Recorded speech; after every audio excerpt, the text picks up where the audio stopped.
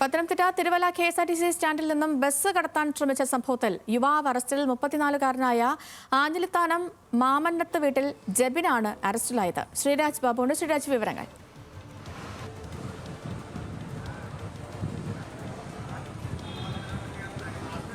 ഓരോ രീതിയിലാണ് പ്രതികരിക്കുന്നത്.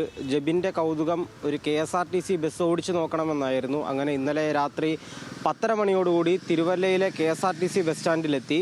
തുടർന്ന് മല്ലപ്പള്ളി തിരുവല്ല റൂട്ടിലോടുന്ന വേണാട് ബസ്സിൽ കയറി ഡ്രൈവർ സീറ്റിലിരുന്നു. വണ്ടി മുന്നോട്ടെടുത്തു.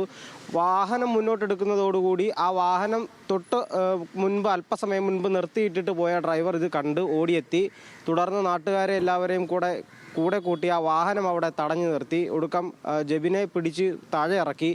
തുടർന്ന് പോലീസിൽ വിവരം അറിയിച്ചതോടെ തിരുവല്ല DYSPയുടെ നേതൃത്വത്തിലുള്ള പോലീസ് സംഘം സ്ഥലത്തെത്തി ജബിനെ കൂട്ടിക്കൊണ്ടുപോയി.